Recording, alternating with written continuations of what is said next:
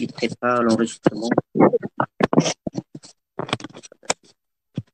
Bon, attendez, là, il y a un problème encore avec le...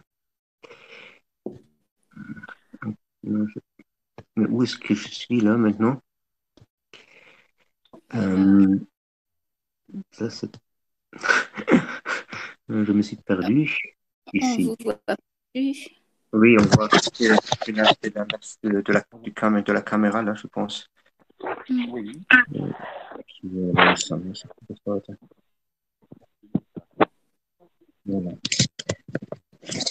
Non, voilà. Encore une fois.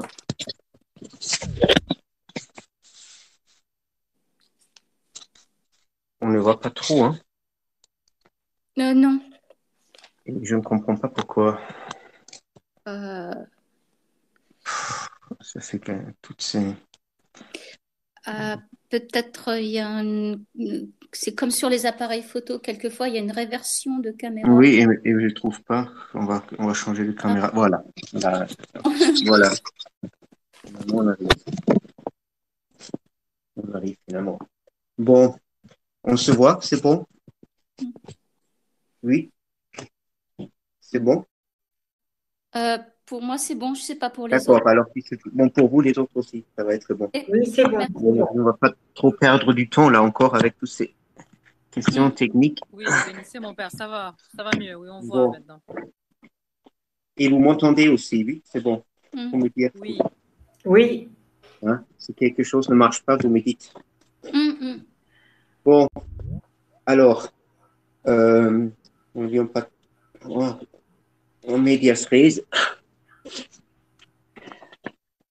Alors, vous vous souvenez donc, j'avais repris la dernière fois, n'est-ce pas? J'avais un peu repris, fait comment dirais-je, un petit résumé de ce qu'on avait dit jusque-là, avec un nouveau point de vue. On va simplement continuer à lire hein, maintenant le texte. On va continuer. Et je crois qu'on était arrivé jusqu'à c'était le verset.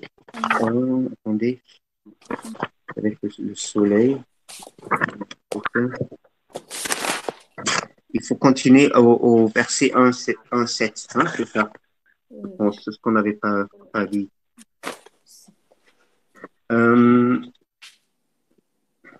Donc, le texte lui-même, le verset 1, chapitre 1, verset 7, il parle des fleuves.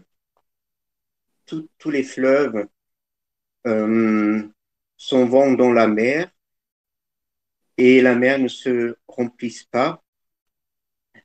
Et là, où vers le lieu d'où procèdent les fleuves, c'est là où ils retournent, hein, c'est-à-dire les fleuves, c'est là où ils retournent pour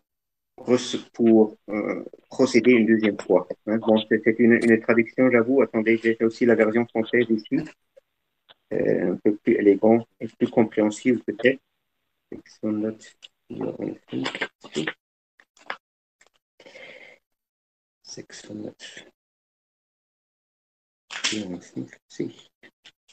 Voilà. Alors, c'est dans la traduction de version seconde. Donc, lui, il traduit ainsi ce verset. Tous les fleuves vont à la mer et la mer n'est point remplie, mais le lieu où ils coulent et les fleuves continuent à couler. Hein, voilà. C'est un tout petit peu à la fin, mais bon, je vais commencer à parler et on va corriger au fur et à mesure la traduction si nécessaire. Donc, encore une fois ici, je ne veux pas trop m'arrêter sur ce verset-là, puisqu'en principe, on en avait parlé du sujet déjà dans les sessions précédentes. Donc, encore une fois, il est question d'une topos, d'un lieu, hein, comme dans le verset 5 du premier chapitre, hein, où il était question, vous vous rappelez, que le soleil descende ou tire toutes les choses, tout le monde vers son lieu. Hein. J'avais, pour la dernière fois, essayé d'expliquer ce que ça veut dire, ce lieu propre du soleil. C'est-à-dire, maintenant, on a des fleuves qui sortent, qui procèdent de ce lieu pour retourner de nouveau à lui. C'est-à-dire, on a ici à faire une autre image, à mon avis, pour le même mouvement circulaire qu'il a d'abord, l'Ecclésiaste avait d'abord décrit par l'image du soleil. Encore une fois, dans ce lieu, ce qu'il faut retenir, n'est-ce pas, ce qui est important à mon avis, c'est de retenir que ce lieu, c'est le lieu toujours du début, du commencement, là où ceux qui procèdent,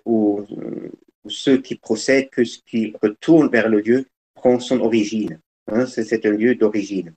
Hein, comme il dit, là, ce lieu-là vers ce lieu vers lequel il se tourne, où vers se coulent tous ces fleuves, de ce lieu-là aussi, il procède.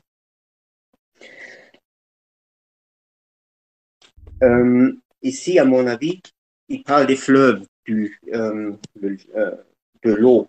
Hein. Donc, il met maintenant quand même, il ne répète pas simplement ce qu'il a déjà dit précédemment, il ajoute un nouveau accent. Un accent maintenant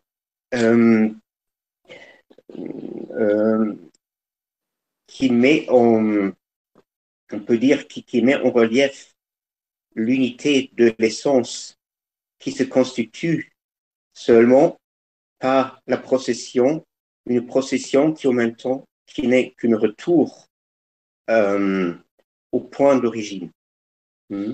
Ça, c'est un motif qui a beaucoup, je ne veux pas trop m'arrêter sur ce point, mais c'est un point qui, bien sûr, c'est bien connu de l'histoire de la philosophie, de la théologie. Hein. C'est-à-dire, il faut que la seule chose que je veux retenir ici, c'est cette constitution de l'unité de l'essence. D'ordinaire, nous concevons l'essence a priori et comme un fait donné, comme unité toute fait de toutes pièces, rien à ajouter, rien à enlever. C'est une sorte de monolithe qui ne bouge pas. Mais en effet, c'est pas très exact, cette conception, cette vision de l'unité de l'essence. L'unité de l'essence, en effet, se donne ou se constitue, par le fait que l'essence elle-même est, disons, donnée comme intentionnalité, comme une possibilité dans le point d'origine, elle procède. Et elle procède, bien sûr, vers sa pleine réalisation. Et sa réalisation, par cette pleine réalisation, c'est ainsi que l'essence se mit sich selbst zusammen, on peut dire en allemand. C'est-à-dire, il se referme sur lui-même. Refermer sur lui-même en français, bien sûr, a une connotation un peu péjorative que je ne veux pas ici. Simplement, le fait, on peut dire peut-être plus simplement, elle se trouve.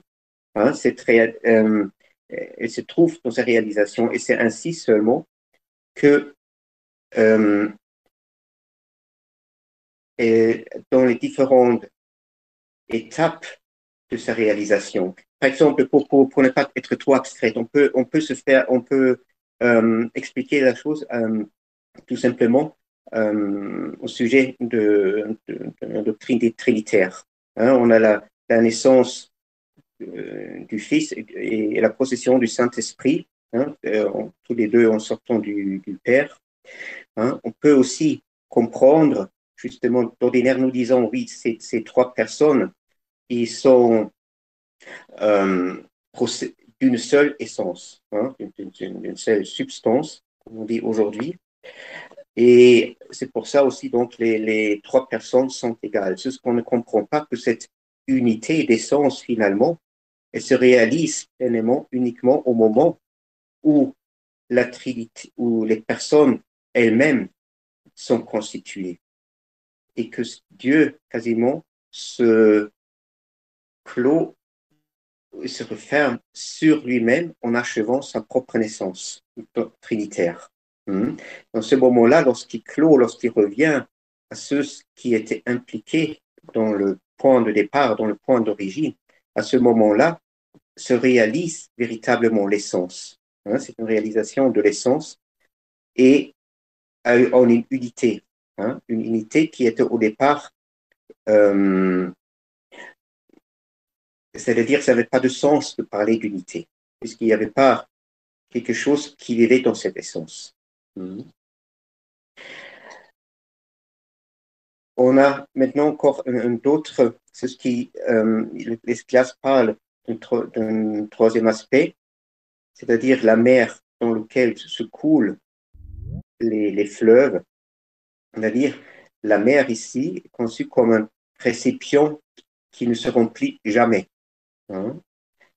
Donc, demandons, qu'est-ce que sont donc ces fleuves? Un peu plus, pardon, je ne suis pas très cohérent pour le moment, j'espère que je rentre un peu plus encore. On peut dire que ce sont tout simplement les puissances, les forces de la divinité. On a aussi dans l'évangile de Saint Jean, dans le 7e chapitre, le Seigneur lui-même, il parle des fleuves qui vont procéder, qui vont jaillir. Je crois que jaillir de la poitrine, du ventre de chacun de ceux qui ont accueilli l'incarnation du Seigneur. Botanie qu'est-ce qu'il y a sous ses des fleuves, des fleuves de l'eau vive, de l'eau vivante. C'est-à-dire, ce sont les forces de la divinité qui sortent, qui procèdent de leur, comment dirais-je, forme, offenbarungsform, de leur forme révélatrice, de leur forme de révélation, c'est-à-dire les formes dans lesquelles est préconçue leur révélation, en ce sens qu'ils sont eux-mêmes, bien sûr, qui deviennent de cette manière-là la pleine réalisation de cette forme de la révélation qu'ils portent en eux. C'est parce que c'est ça que veut dire le mot couler, fließen, revusa.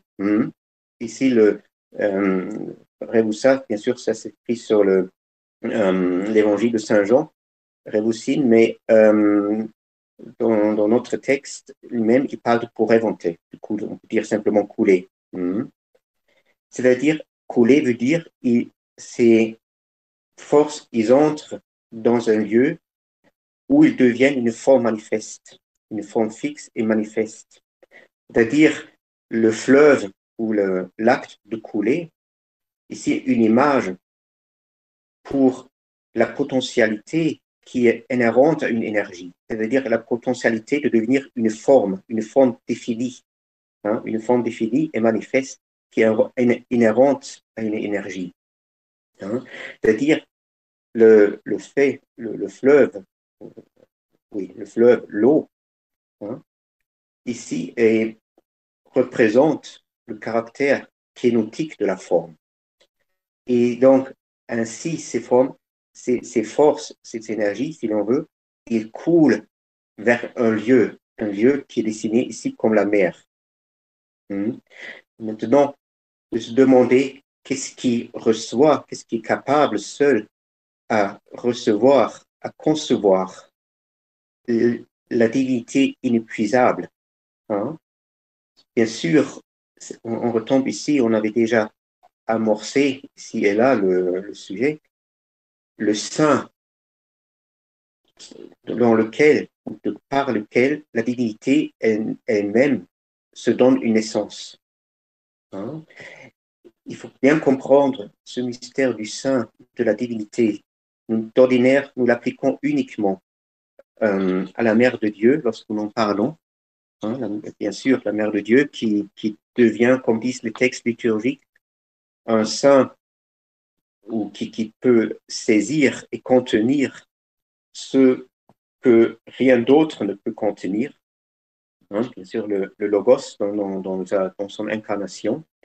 Et ce sein a encore une dimension dans laquelle seulement se localise aussi le mystère de la Mère de Dieu, hein, puisque aussi la divinité en elle-même, parlons maintenant de la Trinité, lorsqu'on parle de la naissance, elle aussi, lorsqu'elle devient Trinité, c'était ça ce que je voulais tout à l'heure expliquer un peu avec cette réalisation de son essence, de son unité d'essence, ceci aussi se passe, on peut dire, dans son sein. Hein. Donc ce sein n'est pas nécessairement lié à la création, mais la création, finalement, pour son achèvement, elle est localisée aussi dans ce sein même, dans lequel Dieu lui-même, qu'il a destiné lui-même comme un lieu de sa propre naissance.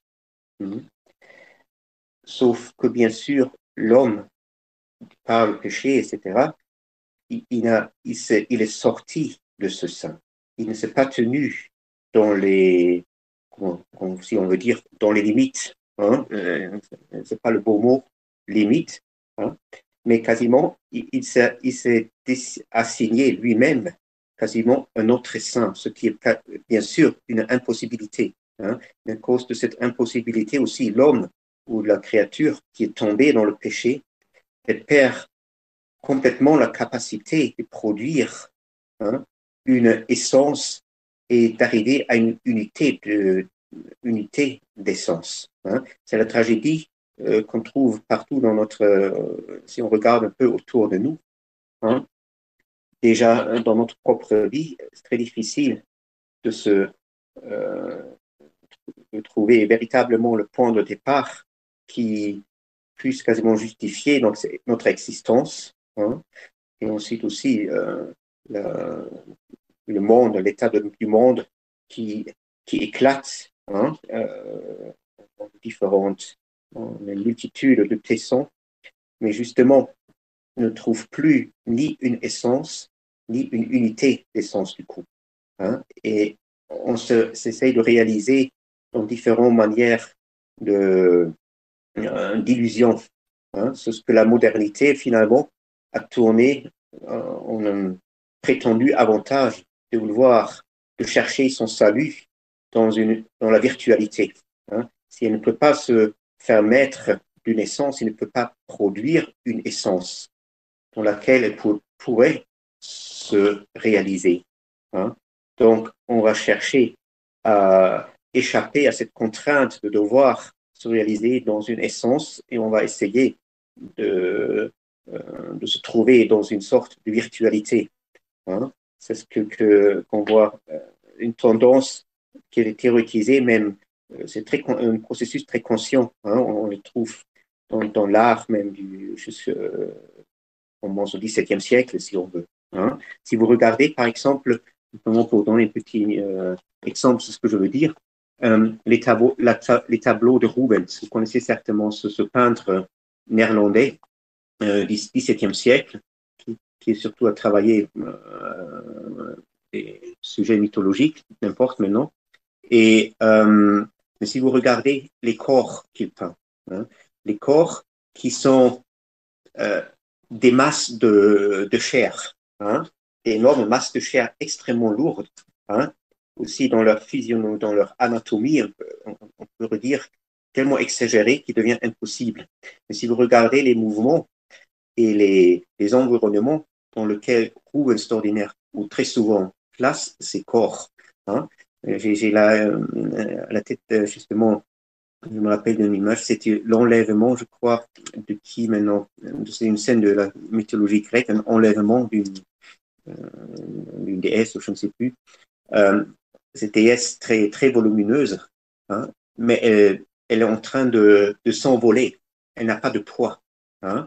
C'est-à-dire, là, lorsqu'on regarde ces tableaux, hein, ça provoque des sentiments quasiment irréel. Hein, on lève, ce n'est pas une imitation de la nature, en exagérant certains traits pour qu'il ait aspect, hein, c'est en effet la nature ici, avec toute ça, la pesanteur, avec tout ça, c'est-à-dire ce qu'on dit en allemand, on a une expression Erdung, c'est-à-dire on reste enraciné dans la terre, on ne peut pas échapper d'être posé sur la terre. Hein.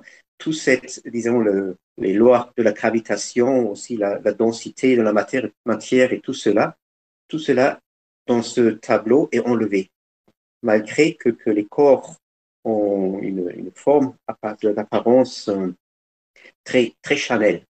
Hein, et il joue donc sur il veut provoquer une certaine perception, hein, une manière de percevoir et de ressentir certaines choses. C'est-à-dire, il crée un sentiment d'une irréalité, d'une légèreté irréelle, hein, nuageuse. Hein.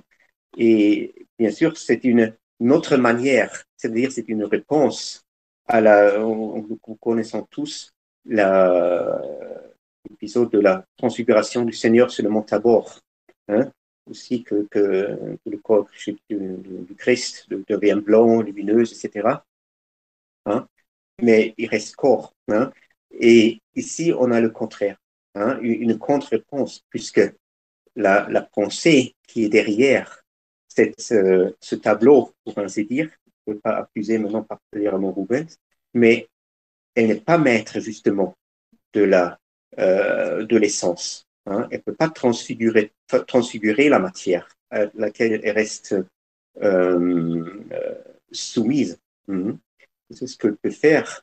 Elle peut en faire quasiment une pseudo-essence qui est déliée et libérée de la contrainte. Hein. Elle peut s'envoler. Hein. C'est ce qu'on a aujourd'hui perfectionné avec tous ces médias électroniques, n'est-ce pas? On est à la recherche d'une réalité complètement virtuelle, derrière laquelle le substrat de la véritable matérialité disparaît complètement. Hein. Donc, c'est ça le principe. On a dans cette tendance d'abord artistique. Aujourd'hui, c'est réduit à une question uniquement technologique. Hein. On a là un aboutissement, pour le moment au moins, un aboutissement véritablement d'un mouvement, d'une contre-révélation. Hein. À mon avis, c'est assez important. Hein. Une contre-révélation qui doit avouer d'une certaine manière, justement, qu'elle n'est pas de la force divine, hein, qui ne contient pas en elle-même les formes de la révélation, même pas en potentialité, donc elle ne peut pas se réaliser, hein, ni produire une essence dans laquelle elle pourra donner réalité à ces formes qu'elle porte peut-être en elle. Donc, c'est un peu... et voilà. Hein. Et ce qui est très important encore dans ce sujet du sein que j'ai frôlé là, simplement, effleuré là, tout juste, le sein de la divinité dans lequel tellement la divinité elle-même prend naissance. Et ça aussi, c'est très important pour comprendre véritablement le mystère de la naissance virginale de la Mère de Dieu, hein, de Jésus-Christ. Que ce sein-là aussi, il produit une essence. Hein. L'essence n'est pas quelque chose simplement donné a priori. Maintenant, il faut bien comprendre qu'il y a différentes manières d'utiliser ce mot essence, ou zia en grec. Hein. Selon le propos, selon les circonstances, ça peut changer. Hein.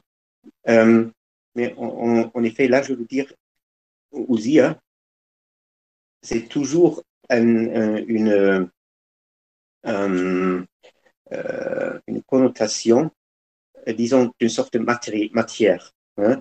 Dans le sens primordial d'ousia, dans la langue grecque, c'est simplement tous les biens, tous ceux dont on a besoin pour vivre. Hein, tout matériellement. Hein, ça peut être les champs, la nourriture, hein, les vêtements.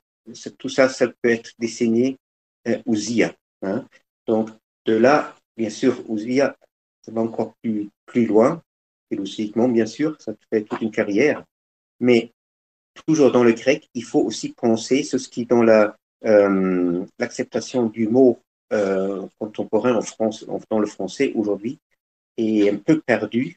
Dans l'allemand, on a gardé ce sens encore, le mot Wesen. Ce n'est pas simplement, ce n'est pas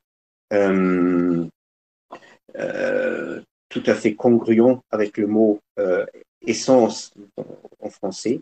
Donc, essence comporte toujours la connotation aussi d'une matière, d'un élément dans lequel une chose ou par lequel quelque chose gagne sa réalité.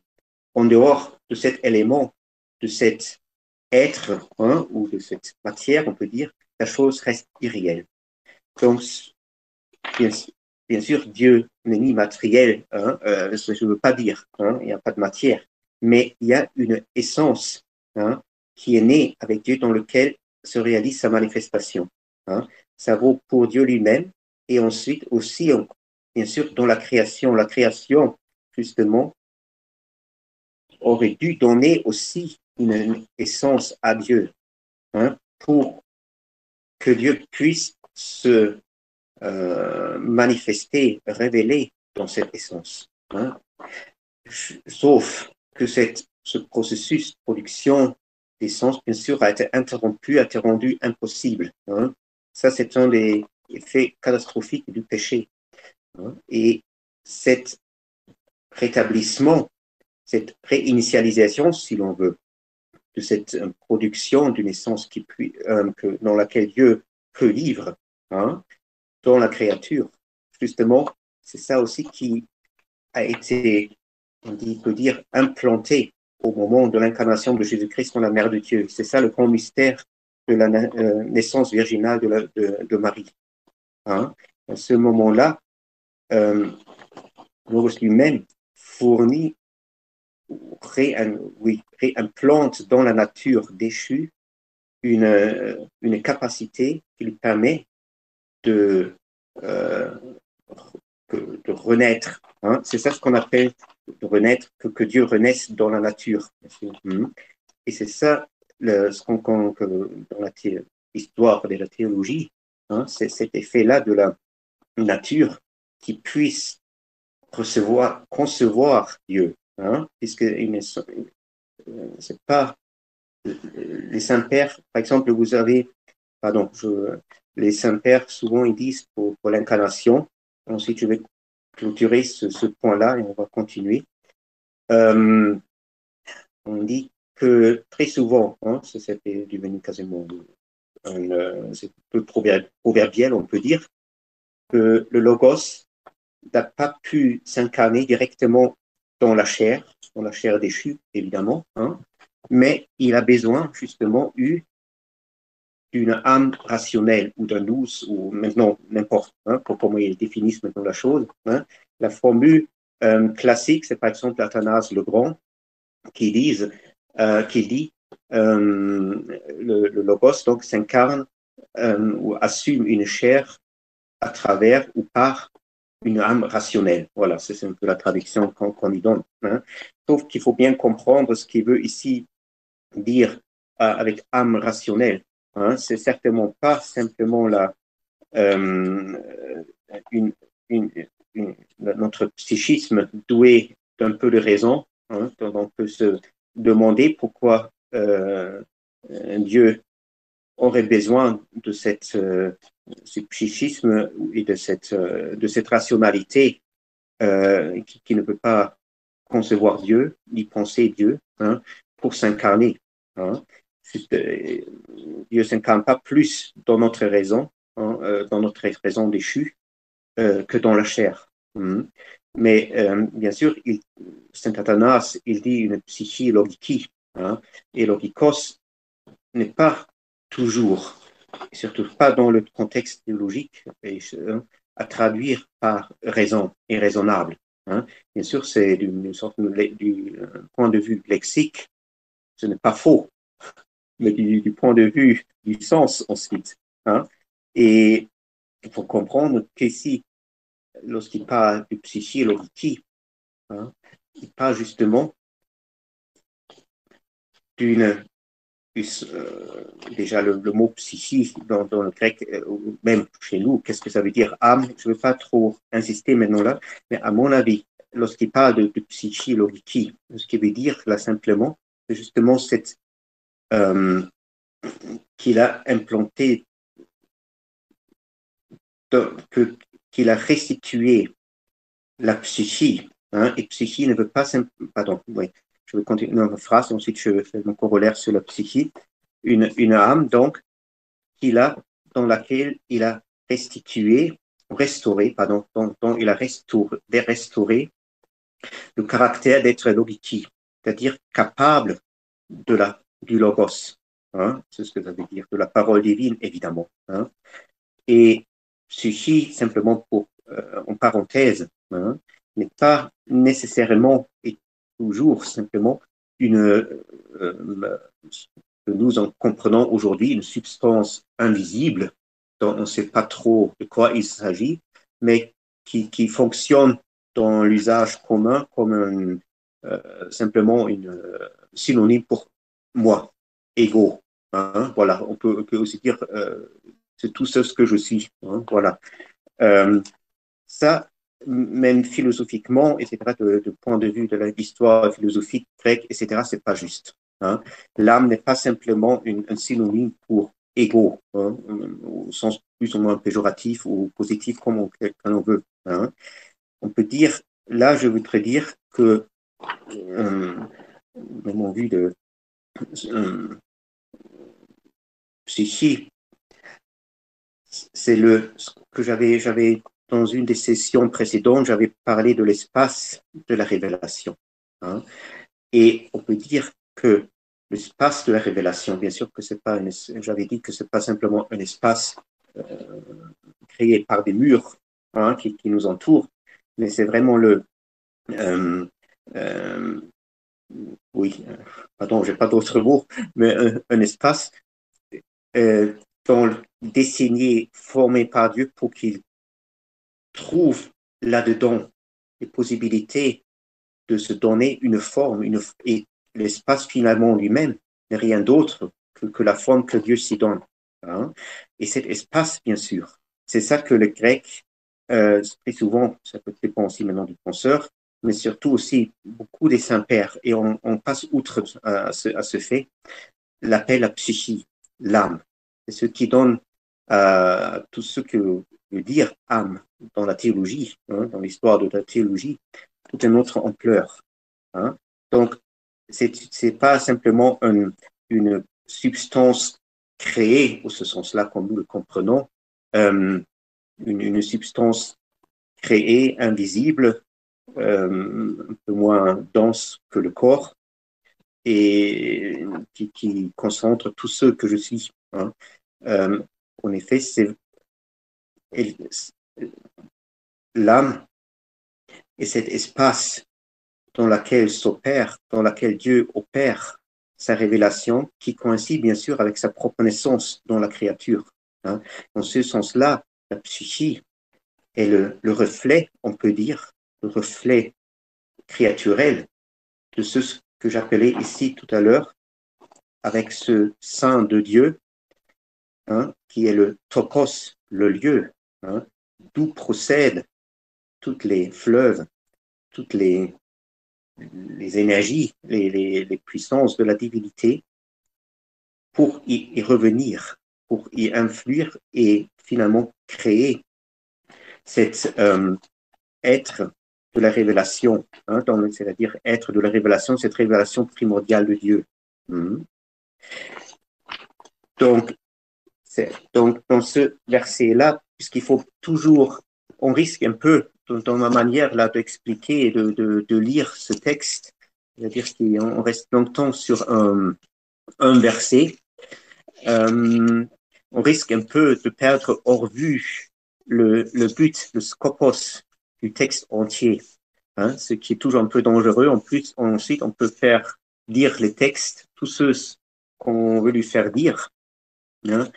Donc, pour rappeler ce que moi je crois, pense que soit le scopos, l'intention, le but de ce texte, c'est de décrire, il donne une morphologie ou une anatomie de l'expérience, de l'expérience mystique. C'est-à-dire la structure même de la connaissance de la connaissance de Dieu. Et justement, dans ces premiers versets que nous sommes en train d'étudier, ce sont les préliminaires où il dessine un peu le tout. Il donne une vue intégrale pour ensuite, dans la suite du texte, ça commence à partir du 2e chapitre, à détailler certains aspects, certains problèmes qui se posent. Donc, ici, on avait d'abord eu, dans le 5e verset, le soleil qui attire, qui se lève, qui se couche, qui attire tout vers son lieu. Et j'avais dit que dans la version latine, plus proche de la version actuelle hébreu, qui n'est pas nécessairement la version originale, ce lieu-là est désigné comme Ibirinaskens. Voilà. Voilà, pardon. Et donc, le lieu là où le soleil aussi renaît. Donc, déjà ici, on avait eu cette indication du lieu mystique qui est l'origine véritablement du mystère. Et ce n'est pas il faut savoir que ce lieu mystique, si on veut, ce lieu, ce sein de Dieu, comme je l'ai indiqué par cette quasiment identification avec la psyché, et ce que la psyché, il faut bien distinguer. Il y a un sein qui appartient à Dieu lui-même, il y a un sein qui est en lien avec ceci, mais un reflet dans la créature, que cela est la psyché, l'âme. Et on voit bien que le problème autour duquel l'Ecclésiaste construit son texte, son texte, c'est finalement, il compose autour de ce lieu mystérieux qui a disparu de la conscience de notre vie. Il n'apparaît plus. Et nous ramenons notre vie toujours, pour la plupart des cas, à une autre origine, puisqu'on n'avait plus la moindre idée de cette origine mystique, puisque cette origine, nous vivons notre origine. Justement, c'est ça le caractère tranchant et irrécusable ensuite du péché. Il s'établit en refoulant, on dépose de cette origine véritable. Ensuite, nous avons une image, une idée d'homme, nous vivons une humanité qui justement n'a plus rien à faire avec l'homme, qui est contenu comme potentiel, disons, dans le sein authentique divin. Et tout le texte ici, il veut donc ranimer, on peut dire, le souvenir, la conscience pour ce sein mystérieux qui forme l'origine véritable, l'origine propre de l'homme. Et qui est lié encore dans sa profondeur avec tout un autre mystère, avec le mystère de, comme dit un penseur allemand du 19e siècle, l'autogénération divine. Donc, simplement pour un peu cadrer représenter un peu la grande ligne de l'argumentation, si on veut. Si vous pouvez toujours poser des questions si vous voulez, si ce n'est pas clair. Sinon, moi, je continue. On va continuer avec le 8e verset. Je lis vous êtes d'accord, oui, si c'est bon. Alors, le 8e, je d'abord la version un peu plus jolie de second. Alors, lui, il dit, toute chose se fatigue au-delà de ce qu'on peut dire. L'œil ne se rassasie pas de voir et l'oreille ne se lasse pas d'entendre. Donc, franchement dit, avec cette traduction, je ne suis pas d'accord. Au moins selon le texte grec. Je n'ai pas fait des études maintenant sur l'hébreu. Je reste sur la Septante. Alors, qu'est-ce qu'il dit? Anesi logi enkopi. Alors, d'abord, il ne parle pas de toutes choses, mais de toutes les paroles, logos. Hein? Et il ne parle pas que toutes les paroles se fatiguent, mais qui sont enkopi. Enkopi, ça veut dire ils font de la peine. Hein? Elles donnent de la peine. Toutes les paroles donnent de la peine. Et ensuite, il y a encore une petite phrase, voilà, avec ce qu'on ne peut dire, au-delà de ce qu'on peut dire. Ça aussi, je ne sais pas comment il a pris. Alors, il faut lire. Toutes les paroles font de la peine, sont difficiles, font de la peine.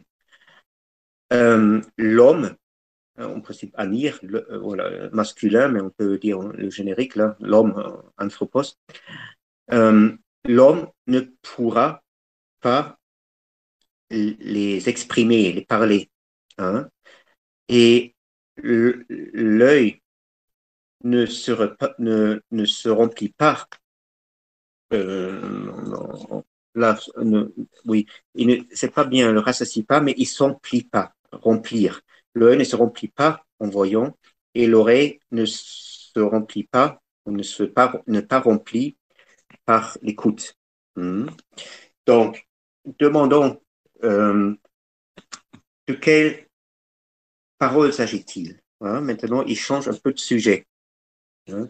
On avait eu d'abord, il parlait de la mathaiotis, n'est-ce pas, de cette problème de vanité, dont j'avais exposé un peu l'identité, cette compréhension de la vanité comme intentionnalité kénotique de la kénose de Jésus-Christ.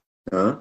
Et qu'il s'agit toujours de trouver le point tournant par lequel on commence à vraiment comprendre ce que nous vivons comme corruptibilité, comme veine, comme passager, où cela tourne véritablement en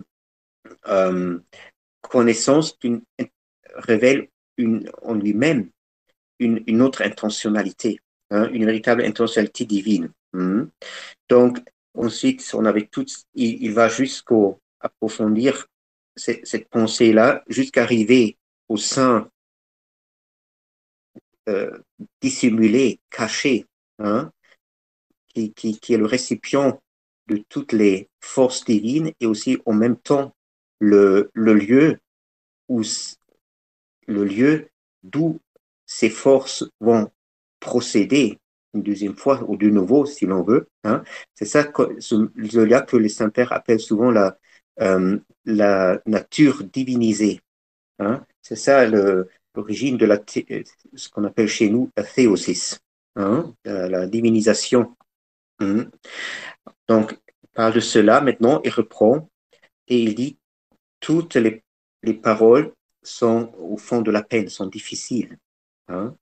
Bien sûr, quel logoi s'agit-il? C'est pas simplement les mots que nous parlons tous les jours. Hein. C'est d'abord les formes, hein, les formes intentionnelles de ce que j'avais tout à l'heure, ce que j'avais dessiné tout à l'heure, comme cette potentialité de forme dans cette énergie. Hein. C'est-à-dire, ce sont d'abord le logis, on pourrait dire aussi les idées, hein, tout simplement en ce sens-là, mais bien sûr, encore plus, et ça c'est plus intéressant, parfois lorsque nous disons oui, ce sont les formes, les idées de l'opération divine, pour nous, ça reste très abstrait.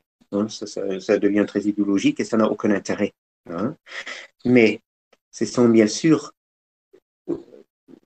les paroles qui reflète l'intentionnalité du Dieu qui s'est anéanti. Hein? Savoir, et là, ce sont nos propres paroles. Hein? Il faut bien distinguer ces paroles-là qui reflètent l'intentionnalité du Dieu incarné, hein, de la parole d'une sagesse purement humaine. Hein. Et c'est bien sûr les paroles de la sagesse humaine, ils sont très rapides et très légers, hein, très légères. Hein. Et bon, il ne faut pas trop faire polémique, vous savez ce que je veux dire. Le seul problème dans ces paroles de sagesse humaine, de laquelle aussi Saint Paul se démarque assez clairement dans sa première épître aux Corinthiens. C'est un chapitre d'ailleurs qui vaut la peine de beaucoup méditer, là, le premier et deuxième chapitre de la première épître aux Corinthiens.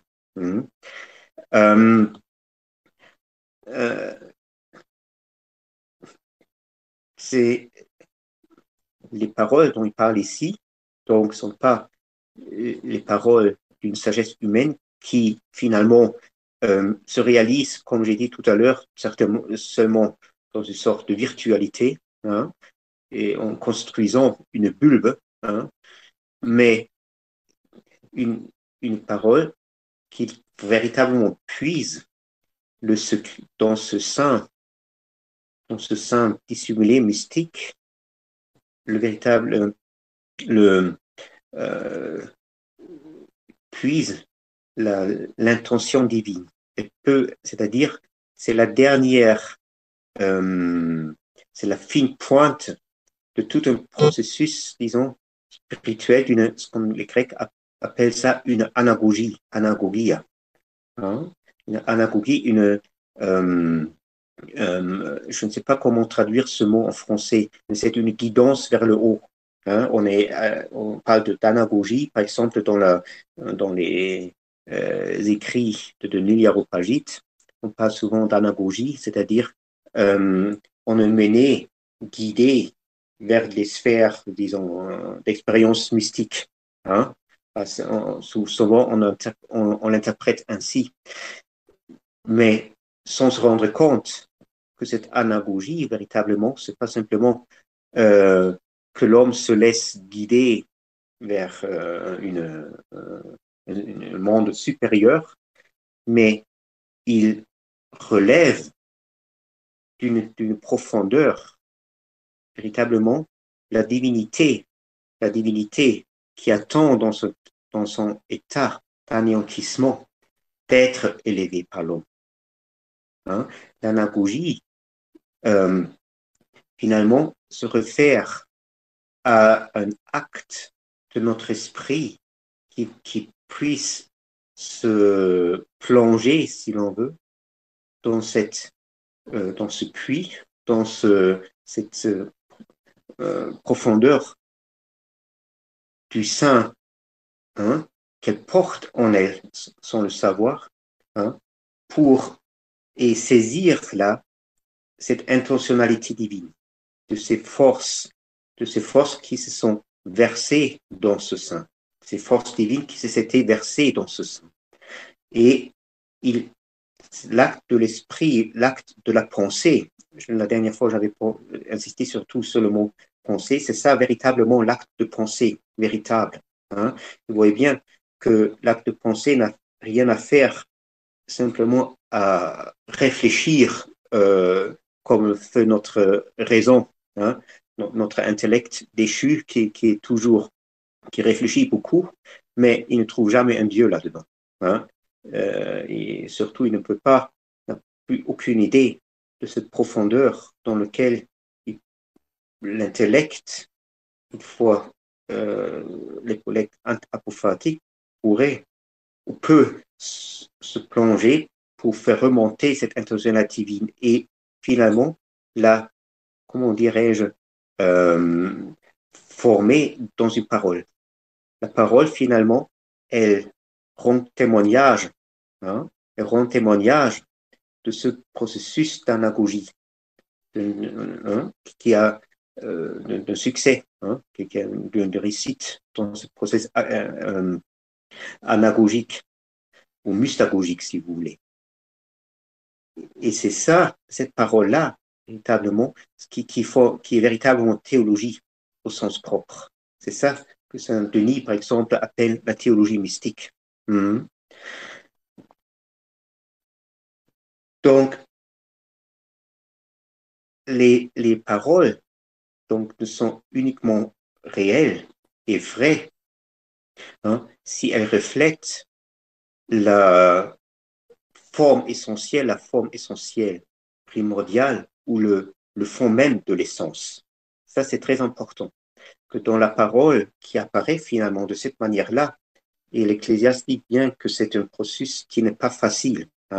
Il pose des difficultés et des peines. Ce n'est pas à la légère qu'on puisse le faire. Cette parole même, elle reflète aussi le fond d'où elle procède. Ça, c'est très important. La métaphysique, pour faire simplement la distinction, la métaphysique moderne, justement, elle ne reflète pas ce fond. On parle beaucoup de Dieu. Ils en parlent aussi beaucoup de l'expérience divine. Il y a des penseurs qui au moins prennent cela en considération.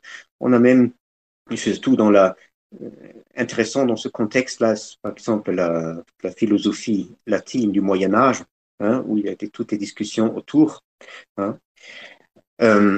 Surtout aussi, on comprend mieux maintenant peut-être la portée de ces discussions au Moyen-Âge autour de la valeur et de la portée de la parole de la nation. Donc, la parole elle-même, elle ouvre en elle ce fond des sens, c'est-à-dire ce que j'appelais tout à l'heure le sein de la naissance divine. Et c'est dans cette ouverture vers ce sein de la naissance divine où réside toute la valeur de la parole. Si une parole ne peut pas ouvrir ce sein, elle n'a aucune valeur. C'est soit une illusion, soit quelque chose qui reste clos. On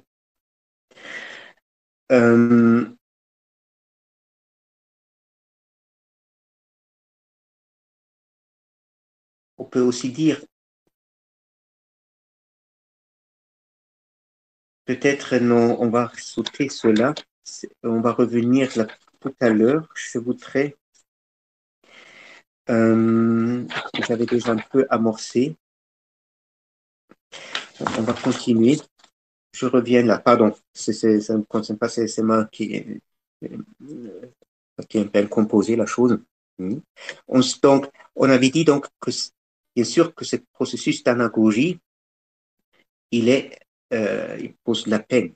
Maintenant, il ajoute ces paroles que donc l'esprit humain fait monter à la surface, qu'il forme lui-même. C'est ça aussi dans lequel l'esprit humain se trouve et se réalise lui-même dans cette parole. Parce que, comme je dis que l'acte de l'esprit, de l'intellect humain, l'acte propre, c'est l'acte de pensée. Et la pensée, finalement, elle va toujours aboutir à une notion, à une parole. Et donc, vous voyez bien que dans la pensée, dans la structure même, cette identification que finalement l'esprit humain, l'esprit de l'homme, bien sûr l'homme de la révélation divine, pas l'homme déchu, il s'identifie, il trouve sa propre essence finalement dans ce sein dans lequel même il fait monter, relever les paroles dans lesquelles la divinité devient connaissable. Et il n'est rien d'autre finalement en ce sens-là que une révélation continue de Dieu.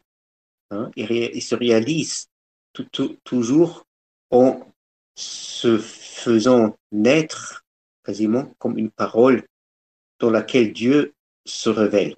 Et c'est ça que Saint Augustin, par exemple, pour un exemple de l'histoire théologique, appelait le verbum mentis, la parole, verbum mentis de l'intellect, de l'esprit, la parole de l'esprit, je crois que ainsi que les Français d'ordinaire le traduisent.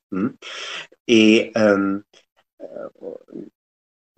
sachez aussi que cette verbum mentis, c'est finalement ça la forme du serviteur dont parle Saint Paul dans sa épître aux Philippiens, qu'a assumé le logos.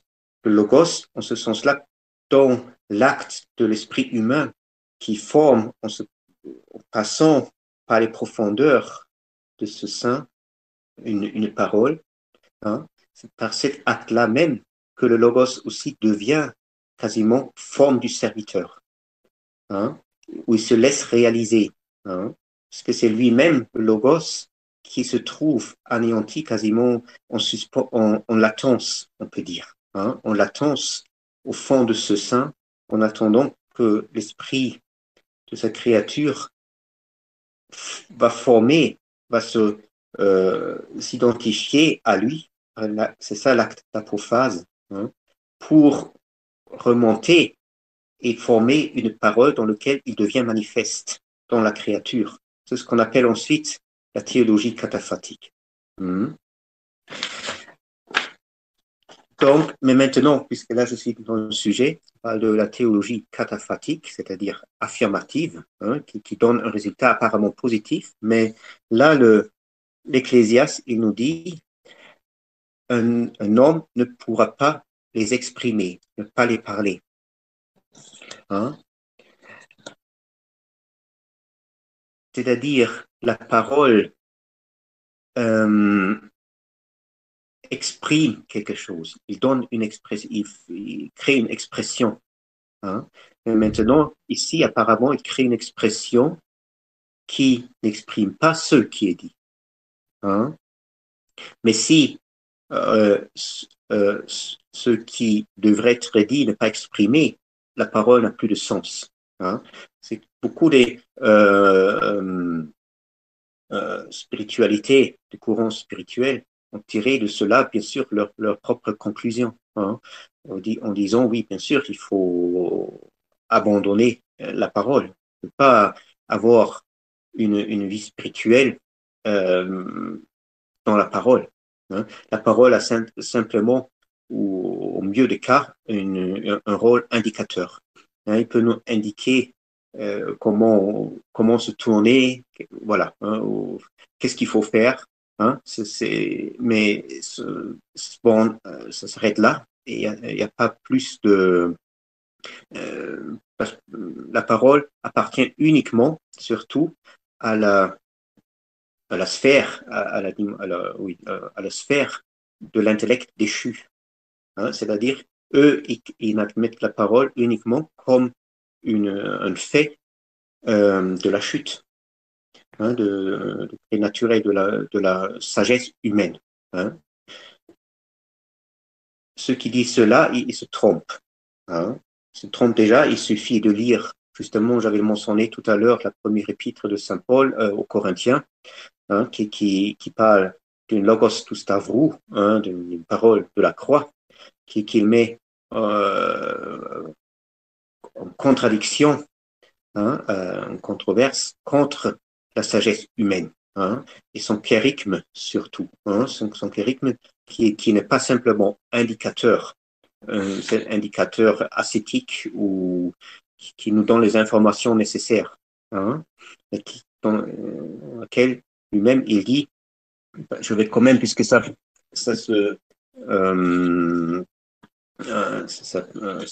sert très bien dans notre sujet. Alors, dans la première épître aux Corinthiens, lorsqu'il dit, mais nous aussi, nous parlons une sagesse, mais une sagesse Sophia nella lumen stellis. Nous parlons une sagesse parmi les... Mais parmi... Ah non, je recommence. Parmi les parfaits, nous aussi, nous parlons une sagesse non de ce monde ici, ni des maîtres de ce monde qui vont périr, les maîtres de ce monde, mais nous parlons la sagesse de Dieu dans le mystère. Hein? La lumen theos Sophia le mysterio, qui est, et là il parle de la Sophie, hein, de la sagesse. Donc nous parlons la sagesse de Dieu dans le mystère, qui, dans la sagesse, est cachée, que Dieu a prédestiné avant tous les siècles pour notre gloire. Voilà. Donc, simplement, je cite ces phrases-là pour faire. Voilà. Maintenant, il enregistre. On peut commencer.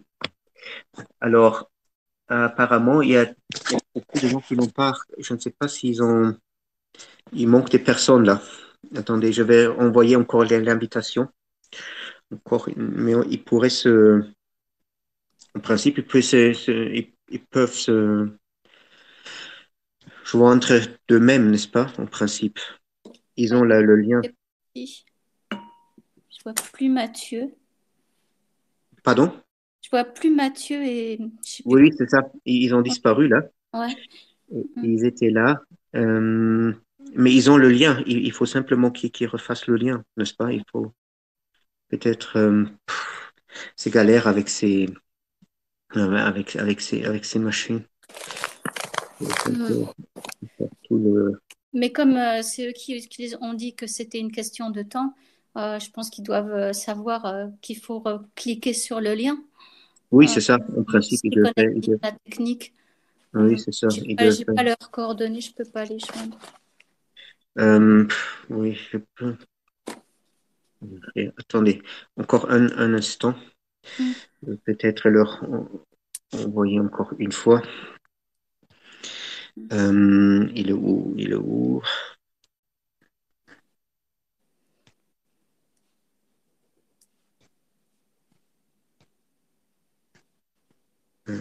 Mathieu.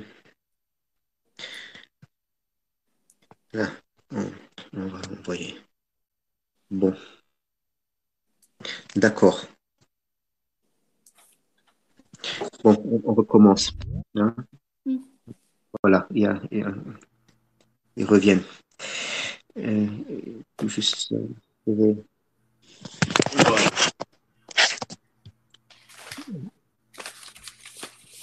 voilà, très bien.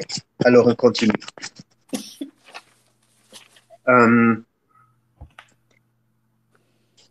Donc, on était dans la parole, hein, le problème de la parole, cette parole qui est véritablement l'essence, on va dire, vraiment de ce que la théologie. Hein. La théologie n'a rien à faire avec ce qu'on fait aujourd'hui d'ordinaire en réfléchissant et interprétant et superposant à un texte donné une dialectique, une méthode herméneutique pour sortir n'importe quel sens. La théologie, justement, c'est cet acte de pouvoir faire monter le mystère, toute la plénitude qui continue dans le mystère de l'incarnation de Jésus-Christ qui attend quasiment, qui est dans un état de latence hein, à l'intérieur dans ce que j'ai appelé tout à l'heure un peu ce sein mystérieux, hein, que la divinité elle-même dessinée, dans laquelle elle-même s'est formée comme un point de départ de sa révélation, de son être. Hein. Il faut toujours savoir aussi que révélation et être coïncident. Hein. La révélation ne veut pas dire que ne veut pas dire désigner une sorte de film qu'on regarde, hein, qu'on regarde, mais c'est une introduction dans l'être, à l'être. Et donc, problème que notre manière d'ordinaire de prendre la parole, même la parole biblique, et toutes ces traductions de la Bible, et encore plus la plupart des commentaires contemporains de tous ces textes-là, ils rendent témoignage, hein, ils font preuve de ne plus comprendre ce qui est véritablement l'essentiel ou la caractéristique propre de l'homme selon les anciens. L'homme n'est pas appelé par hasard logikos. Logikos, ça veut dire est capable de la parole. C'est ma interprétation, paraphrase que j'en donne maintenant. Et le logikos, et on a beaucoup de théories autour de que ce serait la langue, la capacité de l'homme de parler, de former des notions, de comprendre, etc. Le problème lorsqu'ils ont fait, qui également crée dans l'homme quasiment, dans la parole, ou qui comprennent la parole uniquement, on pourrait dire, comme des hommes ordinaires. C'est-à-dire, homme ordinaire, c'est l'homme déchu, je parle maintenant. Un homme déchu qui, du fait, n'a plus le moindre accès à la dimension divine qui lui est devenue complètement impensable. Et dans leur compréhension même de la parole, ils introduisent, c'est un a priori qui est avant la conscience même. C'est ça qui détermine la conscience. Ils introduisent par cela une contre-être, un Gegenwesen, ou un non-être, un Unwesen. C'est difficile pour moi maintenant de donner une expression française, mais qui aveugle ou qui fait disparaître justement ce qui est absent dans ce qui est exprimé, et fait que ce qui ne peut exprimer, on a en allemand une expression qui dit que lässt es nicht zum Wort kommen. On ne laisse pas les choses arriver à la parole, quelqu'un arriver à la parole. C'est-à-dire là aussi on a cette idée que la parole serait l'achèvement d'une forme, on sait dire ton être, ou simplement on ne laisse pas parler quelqu'un, il ne laisse pas exprimer, on ne se laisse pas manifester. Et justement, cette manière préconsciente déjà de prendre, de s'approcher de la parole, de l'entendre, est déjà exclu et expulsé ce qui en principe devrait apparaître dans cette parole. Et ça, maintenant, il fait un autre pas, l'Ecclésiaste, arrivé à ce point-là, il dit l'œil ne se remplit pas et l'oreille ne se remplit pas. Ça semble au premier abord extrêmement curieux, parce que nos sens, ils se remplissent sans arrêt. Ils se remplissent d'une manière tellement dense et plénière que nous pouvons même plus, disons, passer à travers nos sens. Il faut dire que d'être rempli de quelque chose, être plein de quelque chose, n'est pas synonyme avec plénitude. Ça, c'est important à retenir. Mais parce que nos yeux, nos oreilles se remplissent sans arrêt à chaque instant de notre vie.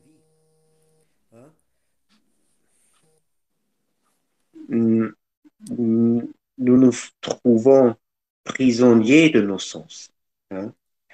Et nous oublions, ça c'est maintenant important, et nous oublions, étant devenus prisonniers de nos sens, qu'on est fait nos yeux et nos oreilles ne s'emplissent pas. Hein. Mais ainsi, ayant oublié cela, donnons, nous leur obéissons. Donc, qu'est-ce que ça veut dire? Hein? Dans cet remplissement de l'œil, et on peut pas dire que euh, l'œil ou l'oreille nous aurait égarés. Hein? C'est ce qu'on, exemple, c'est dans la philosophie, un topos assez un lieu commun. Hein, on dit que les sens, ils nous trompent, etc., etc. Hein, là, on culpabilise le faux sujet. Hein, mais par l'emplissement, par nos sens, hein, nous est caché ce que nous voyons.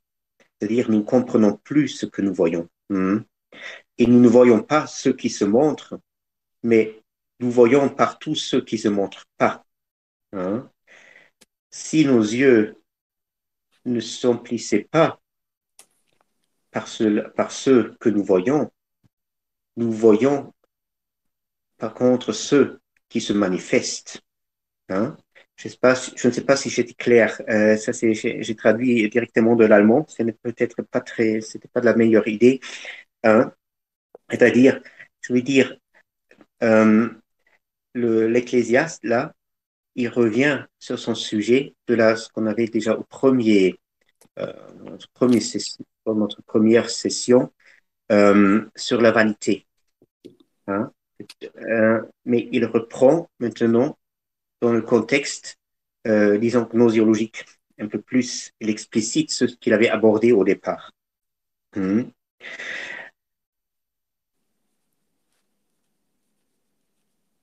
Qu'est-ce que ça veut dire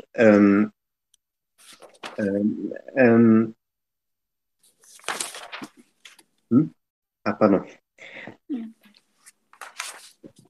Il faut comprendre. Qu'est-ce que ça veut dire se remplir lorsqu'il dit que nos yeux et nos oreilles se remplissent. Hein? C'est-à-dire, nous voulons voir ou percevoir ou avoir une connaissance des choses, disons. Hein? On peut dire même de la vanité des choses. Si on se rappelle que vanité n'a pas simplement ce sens péjoratif, hein, que nous donnons d'ordinaire, mais ici, toujours on veut que la vanité en elle-même contient ou véritablement l'intentionnalité de la kénose de Jésus-Christ.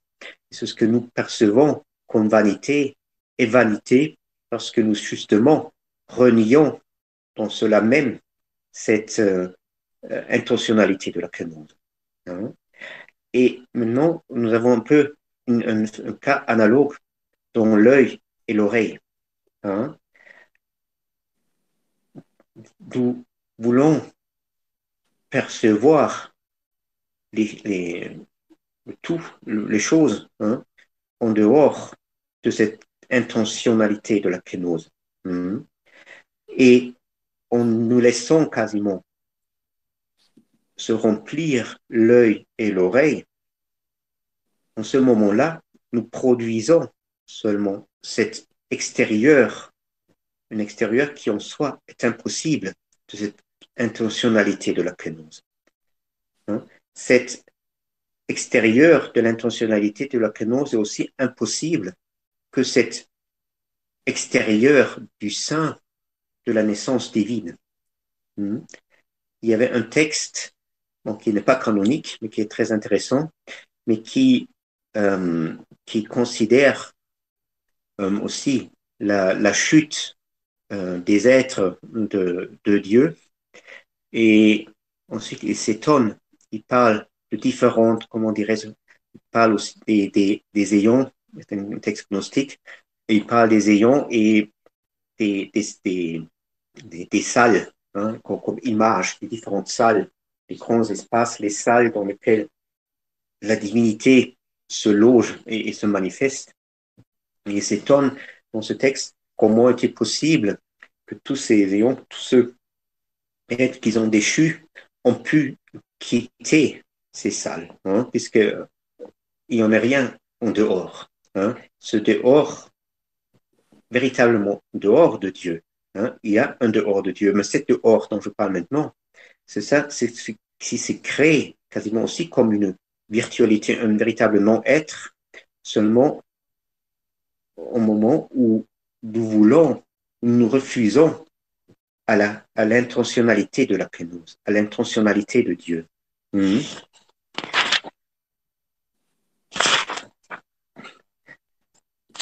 C'est-à-dire, nous réinterprétons, nous réinterprétons le vide apophatique de cette intentionnalité de la kénose. Hein? Et en créant maintenant un véritable vide, un vide qui n'est plus justifié, ni plus rempli par l'intentionnalité, que nous ensuite voulons, bien sûr, remplir avec nos propres créations. Nous sommes quasiment, on a l'adage pour l'expression du horror vacui, le frayeur, la peur du vide, hein, qu'on ne supporte pas, hein, et qu'on veut à tout prix combler. Hein. C'est ainsi que nous aussi comblons ce vide que nous avons même produit, hein, et un vide qui est caractérisé par une absence complète, une impossibilité de Dieu. Hein. Et bien sûr, dans cette impossibilité de Dieu, c'est nous qui commençons à le combler par des créations en nous prétendant d'être le seul possible créateur de notre monde. Hein. Et justement, c'est là qui devient, si l'on veut rester un peu dans l'imaginerie, cet espace de notre conscience. Hein? C'est-à-dire notre conscience, je parle de notre conscience dans laquelle nous vivons tous les jours, hein? Dans laquelle aussi nous essayons trop souvent de faire notre cheminement spirituel, nous améliorer, ce n'est pas... Hein? Mais il faut bien comprendre que cette conscience-là, laquelle aussi nous essayons de nous rendre maîtres de notre vie, du monde, de tout, hein, il procède ou il prend naissance au moment de l'extermination de cette vide primordiale de la kénose, le vide de la kénosis, autre chose, hein, que le vide que nous produisons en pensant ce vide quasiment comme un vide sans Dieu. Hein? Et cette conscience, bien sûr, il s'appuie sur ce fait d'être comblé, que le sens, c'est pas la plénitude, le fait d'être comble, hein, d'être rempli. Et cette conscience s'appuie sur le remplissement par les sens. Hein. Et bien sûr, dans cet comblement-là, dans cet remplissement, la kénose même et l'intentionnalité de la kénose, elle a complètement disparu, elle est devenue impensable et inimaginable. C'est-à-dire, ce qu'il dit ici, c'est-à-dire lorsqu'il nous dit cet remplissement permanent de l'œil, de l'oreille, comme signe pour tous les autres sens aussi, si l'on veut. Des signes est un signe d'avoir raté, hein, l'intentionnalité de la kénose et le fait d'avoir raté, ça fait le manquement de cette intentionnalité de la kénose. Il est scellé ensuite par notre conscience. Notre conscience même finalement, n'a plus une conscience de son propre origine, mais lui, il se réfère à cet comblement par les sens. Mais l'Ecclésiaste nous a dit clairement que l'œil ne se remplit pas, l'oreille ne se remplit pas. Parce que le remplissement provient de ce que nous avons raté la réalité des choses, on peut dire. Raté, vous savez bien que hamartir, le mot hamartir pour péché, qu'on traduit par péché, c'est en principe un mot qui provient de la langue des tireurs d'arc et désigne le moment où le tireur rate le but. C'est-à-dire, il rate le cible. Il ne touche pas le cible, mais ça va à côté. Et c'est ça ce qu'il dit hamartia. Donc, hamartia veut dire on rate, en principe, une intention. Simplement, ceci dit en parenthèse, pour de l'origine, le mot qui est devenu dans le latin, le mot péché vient du mot peccatum, qui désigne une souillure, un macle, une macule. Et dans le mot hamartir, donc, déjà, cet manquement du but donc, est pleinement exprimé. Et donc, c'est ce que nous devons bien penser, bien peser en nous-mêmes, puisque c'est là où on trouve finalement le point tournant pour qui décide finalement, disons, sur le succès, si on peut parler ainsi, sur le succès de notre vie spirituelle, sur l'achèvement de notre vie spirituelle. Puisque autant que nous, par nos sens, nous comblons encore avec les choses, nous comblons, nous ratons d'office vraiment cet anéantissement de miséricordieux de l'avidité.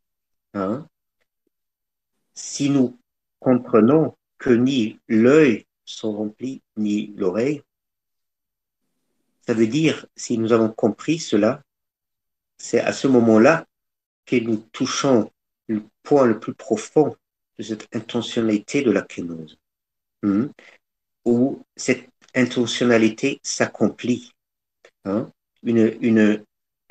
et elle s'accomplit, elle se remplit véritablement, cette intention, mais c'est cette kénose se vide, donc s'accomplit, se remplit, une vide que nous essayons de remplir d'ordinaire pour échapper au vide que nous avons nous-mêmes ouverte. C'est dans le psaume, toujours là, ça revient toujours, le méchant qui a creusé, par exemple, un abysse, un creux, un trou, une fosse, et s'est précipité lui-même dedans en creusant ce creux. C'est-à-dire, par les mots, l'œil ne se remplit pas, l'oreille ne se remplit pas, l'Ecclésiaste décrit comment la divinité du Logos anéanti dans la kénose se fait lui-même connaître dans tous.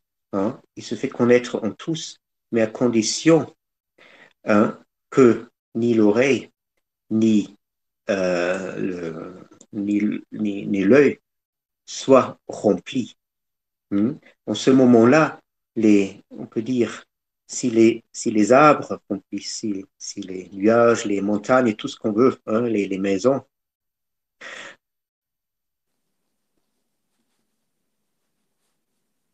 en ce moment-là,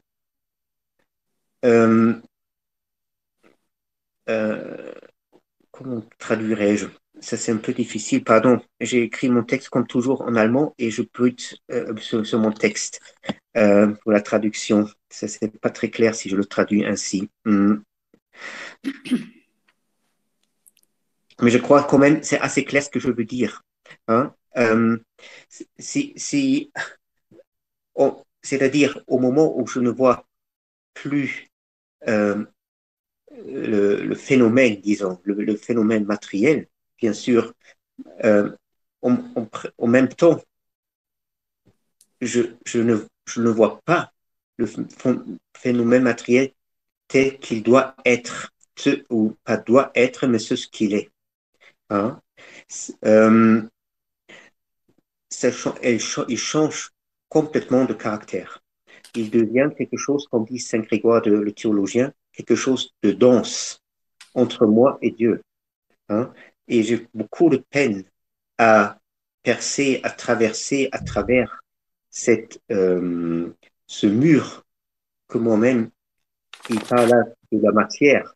Hein? Mais il ne s'agit en effet pas de la matière par cet acte d'auto-emplissement. Mais si mes yeux, mes oreilles ne sont pas pleins de ce phénomène, hein, en ce moment-là, tout ce que nous voyons, tout ce que nous entendons, c'est un mouvement simple, un mouvement qui s'accomplit toujours, à chaque moment, qui est toujours accompli et auquel il n'y a rien à ajouter et non plus à enlever. Comme dit l'Ecclésiaste un peu plus tard, c'est dans le 3e chapitre, j'espère qu'on y va arriver un jour, hein, et un mouvement par lequel Dieu lui-même, sa divinité intentionnelle, se fait connaître. Et ce mouvement, finalement, hein, bien sûr, le mot mouvement aussi est une image, mais ce mouvement, finalement, n'est rien d'autre, bien sûr, que ce mouvement de naissance, de procédant de ce sein qui se trouve à l'intérieur même, qui fait l'effort intérieur de la création, hein, et finalement, qui coïncide, cet acte de naissance, qui coïncide dans l'homme rené dans le Christ, par cet acte que j'avais essayé un peu d'esquisser, d'anagogie, hein, où l'esprit se retourne, on peut dire, dans ce sein, dans son propre origine, pour remonter là, quasiment ayant saisi et étant informé par cette intentionnalité de la divinité incarnée qui réalise et qui s'accomplit et s'achève finalement dans sa parole. Hein? Et tout cela, c'est un seul mouvement en Dieu. Un seul. Hein? Et justement, un mouvement qui est caractérisé par le fait, comme il dit ici, que l'œil ne se comble pas et ni l'oreille. C'est par par ces mots-là, qu'il caractérise sa gnose, pour ainsi dire. Je ne sais pas si j'étais très clair. Je crois que c'était un peu. Là, je vois que mon allemand m'a un peu dépassé une capacité de traducteur ad hoc. Hein, mais j'espère quand même que le principal est passé.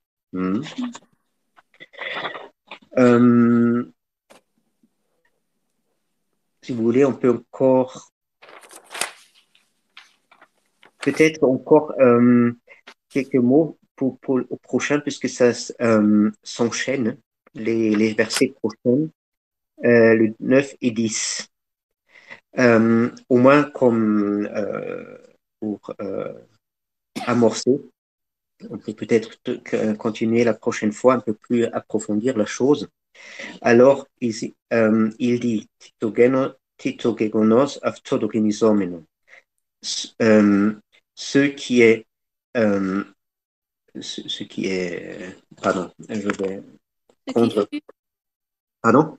Ce qui fut, c'est traduire dans le... Oui, c'est ça. Je vais lire simplement le texte, c'est plus simple. Ensuite, je peux. Alors, lui, il a ici, dans ma version, ce qui a été, c'est ce qui sera, ce qui s'est fait, c'est ce qui se fera. Il n'y a rien de nouveau sous le soleil. Le 10e, y a-t-il une chose dont on dise, vois, ceci, ce nouveau. Elle a déjà eu lieu dans les siècles qui nous ont précédés. Bon, ça, c'est une traduction, on peut la conserver, à mon avis, elle est bien. Alors, ce qui a été fait, c'est ce même, after topinizomenon, ce qui va être. Hein? Et surtout la phrase, le message clé, il n'y a rien, ou que c'est pas un pros phaton hypoton helium. Il n'y a rien de nouveau sous le soleil. Et attendez, je change de papier, pardon. Alors, bien sûr, on peut comprendre cela un peu bêtement, si l'on veut. Non, je n'ai d'autres. Pas d'autres textes, d'accord, on va improviser. On peut bien sûr comprendre ce texte à la manière un peu fataliste, n'est-ce pas? Là, rien de nouveau, hein, ou même un peu à la Nietzsche. Hein, là, tout se répète d'une certaine manière. Finalement, ça ne voudrait pas dire grand-chose. Hein. Mais qu'est-ce qu'il dit? Titokegonos aftotokinizomen. Ce qui est devenu, ceci aussi celui qui va devenir. C'est une conclusion, on peut dire, des versets précédents. J'avais dit déjà, au sujet du 7e verset, on a parlé du saint mystique, hein, et que ce mystère du saint dans lequel seul Dieu puisse être né, hein, c'est le saint virginal, bien sûr, de la mère de Dieu, le mystère de la mère de Dieu même, lui-même aussi est lié déjà disons, il y a un lien avec ce saint par lequel Dieu, même indépendamment et avant toute création, se donne naissance à lui-même, hein, se manifeste à lui-même. En ce sens-là, c'est ce qu'il reconnaît maintenant dans sa connaissance. Une connaissance, bien sûr, il faut bien toujours garder présent cela. Ce n'est pas une connaissance abstraite, c'est aussi une connaissance qui se manifeste justement ou peut se manifester dans tous les détails, tous les détails quotidiens avec lesquels on rencontre lorsqu'on parcourt le monde. Hein, à condition, bien sûr, que, comme j'ai essayé là, bon, c'est un peu, je crois, pas très clair, peut-être la prochaine fois, je vais reprendre un tout petit peu, aux conditions que l'œil et l'oreille ne s'emplissent pas, ne se comblent pas. Hein, et ce qu'il voit là, dans cette manifestation divine, c'est le même Dieu, hein, qui devient. Hein, mais un Dieu qui n'était d'une certaine manière pas avant, bien sûr. Hein. Il était déjà, mais Dieu gagne, acquis dans la création dans laquelle il est né, un nouvel être qu'il n'avait pas avant. Hein. Ce n'est pas simplement une répétition. Bien sûr, ce n'est pas Dieu qui change, hein, mais Dieu obtient un être, il obtient une vie dans un être qu'il n'avait pas auparavant. C'est ça ce que veut dire ce texte qu'on chante souvent aussi dans les textes liturgiques, surtout autour de Noël. Je crois que je l'avais cité aussi la fois dernière, je ne sais plus. Ce qu'on dit, bien sûr, là, on célèbre l'incarnation de Jésus-Christ même. On dit, il est devenu ce qui n'était pas. Hein. Et ce qui n'était pas, c'est pas simplement une phrase conventionnelle qu'il a assumé, comme on le comprend souvent, qu'il a assumé notre chair, voilà, hein, et qu'il est devenu homme. Mais justement, il faut bien peser ces mots. Hein. Que avec Jésus-Christ, avec le Logos, c'est toute la divinité, elle obtient une vie, un être qu'elle n'avait pas auparavant. Hein, et cet être-là devient véritablement inséparable, hein, à la divinité. C'est aussi ce qu'on célèbre le mystère de l'ascension, lorsque Jésus-Christ a élevé toute l'humanité qu'il avait assumée auprès du Père. Hein, il a intégré complètement, réintégré, on peut dire, ou peut-être pas réintégré, puisqu'elle n'était jamais complètement intégrée jusque-là, hein, mais intégré hein, complètement dans la vie divine. Hein. Et donc, c'est ce qu'il dit. Ce qui est devenu, ce qui est aussi Titokegonos. Alors, la première phrase ici, oui, on peut le bien référer, ce mystère à Dieu lui-même, qui, dans sa propre révélation aussi, d'une certaine manière, il devient. Hein. Un être est toujours lié au devenir. Hein. Bon, il y a, bien sûr, mais on peut utiliser maintenant d'une différentes manières, différentes façons, mais je veux dire, être est toujours lié à un devenir. Hein. Pour être, il faut d'abord devenir. Donc là, c'est un gegonos, c'est-à-dire un parfait, participe parfait, donc c'est déjà devenu, c'est-à-dire accompli, un acte accompli. Ceci est aussi ce qui va devenir. Hein, ce qui va devenir, c'est-à-dire le même Dieu. Et maintenant, il change de registre. Ce qui est, ce qui est fait, ce qui a été fait, ceci est aussi ce qui va être fait. Hein. Donc là, et puis maintenant, il indique la part de la, il faut dire, il fait une distinction, pardon. Il fait une distinction entre devenir et faire. Hein. C'est-à-dire que ce devenir, gegonos, est plus, pardon, est lié, euh, est lié à l'engendrement. Pardon, voilà, maintenant je suis ici. Est lié à l'engendrement. Hein. C'est-à-dire une filiation directe. Et puis Menon n'est pas un engendrement, mais un acte plutôt extérieur. Hein. Mais les deux sont identifiés. Sont identifiés justement dans le fait là où cette intentionnalité s'accomplit tout simplement. Hein. C'est là où la créature retrouve ou trouve sa racine. Hein.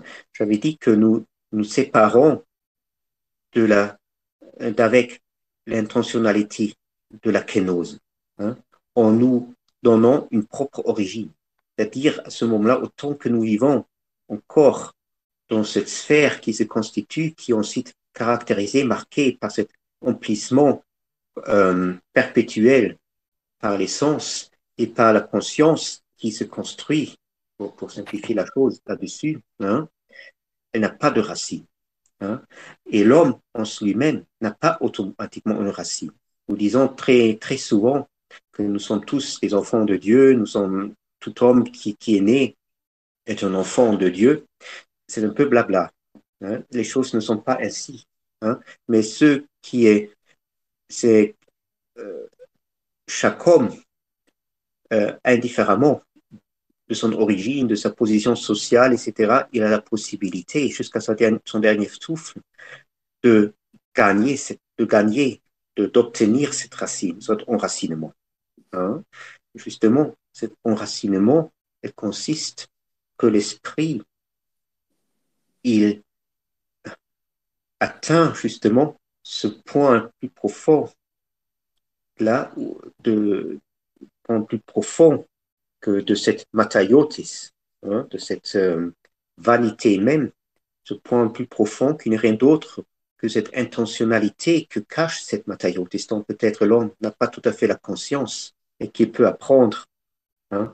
En ce moment-là, lorsqu'il saisit ensuite ce qui est impliqué dans cette intention, hein, dans ce sein, c'est-à-dire cette volonté de révélation de la part du Logos et la met, on peut dire, en pratique, hein, c'est ce que j'appelais tout à l'heure l'anagogie, en ce moment-là, bien sûr, il a une racine qui lui procure son identité. Hein. C'est-à-dire, cette racine, pour nous, pratiquement, elle consiste dans cette apophase radicale. Hein, puisque c'est par cette apophase radicale que nous réalisons l'intentionnalité de la kénose. Hein. Si nous ne sommes pas capables d'une apophase, on peut dire que nous n'avons pas de racine. Hein. Vous avez par exemple aussi, ça me souvient là, on a dans l'art paléochrétien, il y a l'encre, hein, comme symbole, l'encre du bateau, hein, qu'on jette en bateau pour s'ancrer sur le bateau quelque part. Hein. Et justement, cette encre est un symbole pour ce processus d'enracinement. Hein, d'enracinement de l'homme qui flotte comme un navire à la surface de la mer, mais qui n'est pas capable de... Bon, c'est un peu plus compliqué que de jeter simplement une encre, mais finalement, c'est ça. Hein. On jette un encre par cette apophase, hein, et c'est l'acte de l'esprit qui a quasiment aussi accroche dans le profondeur, là, sur le rocher. Hein. Bien sûr, il ne reste pas simplement accroché, mais il fait remonter aussi quelque chose. Et c'est ainsi que notre esprit il doit jeter son encre derrière, quasiment ce qui est derrière le rideau du tabernacle. Hein, le rideau qui ne voit pas. Hein, c'est ça, jeter l'encre, c'est-à-dire accomplir cette apophase radicale, et par cela, il obtiendra cette racine en Dieu, et c'est en ce moment-là qu'il trouvera cette identité avec Dieu. Et là, il peut dire, hein, cette identité en Dieu, où il peut dire ensuite ce qui a été, c'est ce qui va devenir, ou ce qui a été fait, c'est ce qui va être fait. Hein. C'est là aussi où on peut comprendre ensuite ces notions lorsqu'on dit souvent que cette doctrine de la anamnésis, hein, que là, il faudrait parler un peu plus, c'est pas le moment maintenant, simplement je donne une indication, hein, à titre d'indication, pas plus, hein, que peut-être la prochaine fois un peu plus développé, puisque c'est un peu contenu dans cette phrase toto gegonos, toto eugenisom, non, hein, qui se rappelle, qui se souvient simplement de ce qu'il était de toujours. Hein, puisque, en effet, ce qui est dans cette apophase radicale, hein, dans cette apophase radicale qui ne fait que de réaliser cette intentionnalité de la kénose de Jésus-Christ, tout ce que l'homme y est compris là-dedans, hein, y était compris de toute éternité, hein, parce que c'est ainsi que l'essence du Christ anéanti, hein, cette essence intentionnelle, il faut dire, du Logos, devient l'essence de l'homme même. Hein. C'est ainsi que Dieu trouve son essence, son être, son nouvel être qu'il n'avait pas auparavant. Hein. Dans l'homme, hein, en ce sens-là, c'est quelque chose de nouveau. Mais ce que l'homme trouve en Dieu, c'est aussi quelque chose de nouveau, mais pas au sens de nouveau qu'il aurait inventé, mais qui existait déjà, on peut dire, en Dieu, en dehors de tout temps, en dehors de la création avant toute création, puisqu'il est contenu dans le Logos. Hein. Et c'est ainsi qu'il se rappelle de sa propre essence, ayant laissé tomber une pseudo-essence dans laquelle il essayait de se réaliser jusque-là. Hein. Donc, c'est ainsi, à mon avis, qu'il faut comprendre donc rien de nouveau sous le soleil. Hein? Rien de nouveau au ce sens-là Comme dit aussi le psaume, je crois, oui, je l'ai marqué ici, c'est le psaume 80 qui parle, qui reproche aux Israélites qui n'ont pas fait attention à Dieu, qui n'ont pas écouté Dieu. S'ils avaient écouté à Dieu, il dit, le psalmiste dit, et il n'y aurait pas de nouveau Dieu parmi eux. Pas de Dieu, Theos prostratos. Hein? Ce nouveau Dieu, hein, justement, prostratos, ça veut dire d'un Dieu qu'on s'invente, hein, qui ne sort pas de cette racine mystérieuse éternelle. Qui est, comme dit Saint Paul à un autre endroit, c'est dans l'épître aux Galates, il parle des dieux qui ne sont pas des dieux par nature. Hein? Parce que c'est la nature, le propre de la nature, tel que Dieu l'a conçu, c'est de produire de Dieu. Hein? Comme dit aussi le psaume lorsqu'il dit, hein, vous êtes tous des fils de Dieu, mais vous êtes comme un des hommes ou des princes, vous êtes tombés. Hein? Vous êtes tous des fils de Dieu, mais uniquement on est fils de Dieu si on est véritablement, si on procède de cette nature, laquelle était le réceptacle des puissances divines, pour ainsi dire, hein, qui contiennent en eux, au potentiel, ces formes qui vont se réaliser dans ceux qui seront le Fils de Dieu, hein, et dans lequel, finalement, Dieu se révèle encore une fois devant les hommes et devant lui-même comme homme. Hein, et en ce sens-là, il y a une identité, il y a toujours ce jeu d'identité et de non-identité. Hein. Ce n'est pas une simple identité, mais l'identité se réalise à travers une rupture. Hein.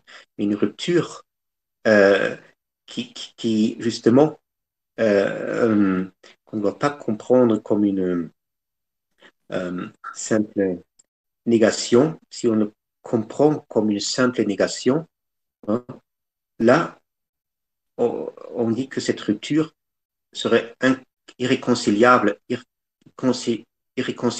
avec Dieu. Hein. En ce moment-là, on s'installe dans un être qui refuse et qui, justement, ne retourne pas à Dieu. Hein. Mais il faut comprendre cette rupture comme comment dirais-je, en français, c'est toujours très difficile pour moi de dire cela en français, mais que Dieu se